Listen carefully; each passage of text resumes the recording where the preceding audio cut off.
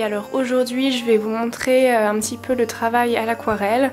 C'est vraiment mes grands débuts, donc il ne faut pas vraiment voir ça comme étant un tuto, mais plutôt comme une petite démo et mes premiers pas. Donc je voulais vous montrer un petit peu les bases, parce que c'est une technique qui est un petit peu nouvelle pour nous blogueuses.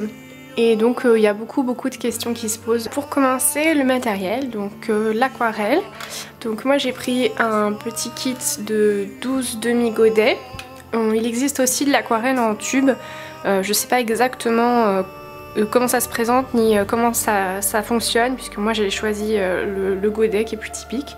Donc j'ai pris une aquarelle de la marque Brea et c'est une aquarelle extra fine. Donc extra fine, ça veut dire que les godets sont la peinture est très pigmentée et donc c'est considéré comme étant de la bonne voire très bonne qualité en matière d'aquarelle. Donc voici les godets. Donc il y a 12 couleurs, hein, des couleurs vraiment basiques, du jaune primaire, du rouge primaire, du bleu primaire, on a aussi de l'indigo, du vert, du gris, du sépia, pas mal de teintes. Je pense qu'on peut vraiment s'amuser avec 12 teintes, c'est suffisant, d'autant qu'on peut faire des mélanges après par la suite. Donc dans mon petit kit vous avez également des petits récipients, je ne sais pas si on peut dire ça vraiment, pour faire les mélanges de peinture. Donc moi j'utilise pas ça parce que j'ai pas envie de salir mon kit. J'utilise une feuille, vous pouvez utiliser un dos de plaque Conad ou vous pouvez utiliser une assiette en carton.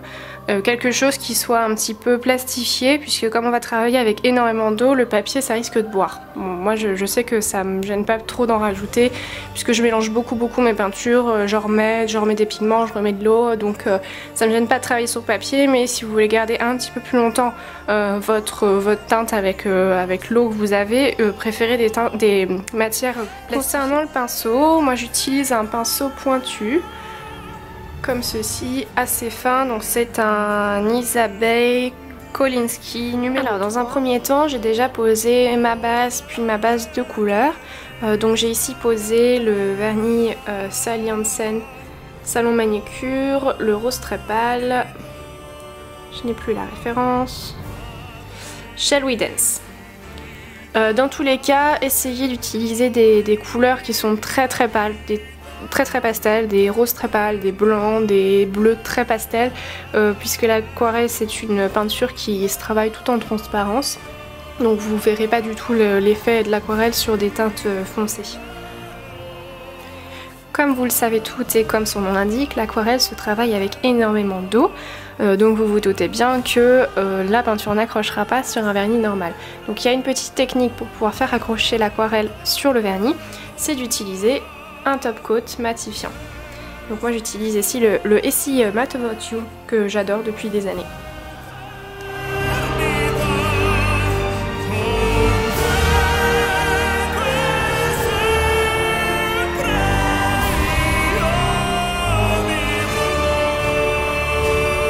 Donc le top coat mat est sec. Ma surface est donc bien matifiée, la peinture va accrocher. J'ai préparé tout mon petit matériel, donc on va pouvoir se lancer dans la confection des petites fleurs. Je vais donc réaliser mes fleurs avec le bleu primaire.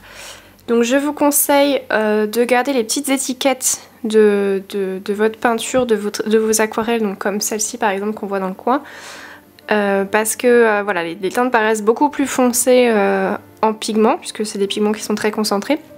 Les couleurs paraissent beaucoup plus foncées dans les godets qu'en réalité, donc vous risquez de ne plus trop savoir quelles sont les teintes, et si vous voulez racheter des godets séparément, vous ne saurez plus quelles sont les références. On va préparer notre peinture, on mouille bien le pinceau.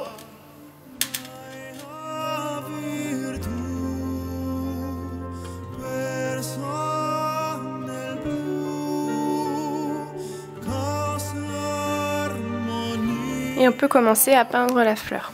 Donc on va d'abord faire la forme de la fleur sans s'inquiéter des tours dans un premier temps.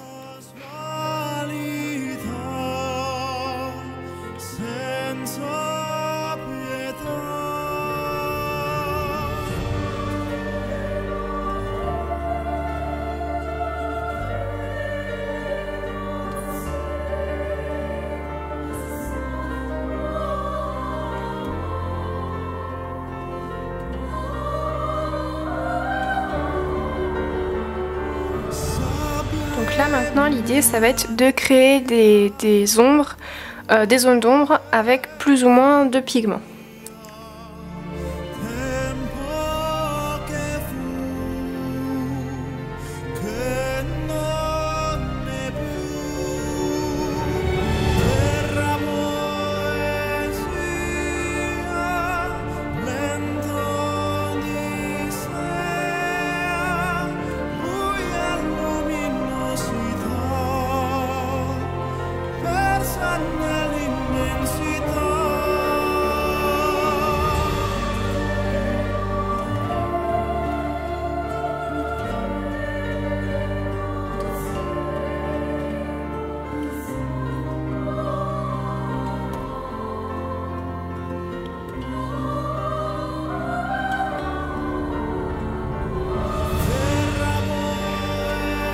Et on va faire exactement la même chose pour le centre de la fleur et les pistils. Donc comme tout à l'heure, comme pour le contour, je mouille à peine mon pinceau et je vais chercher ma matière directement dans...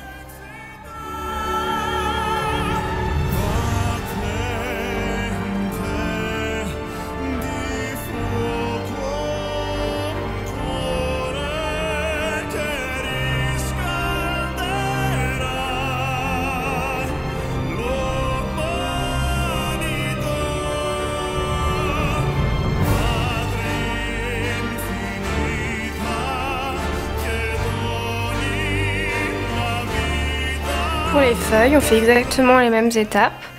Donc pour les feuilles, j'ai utilisé la teinte sépia.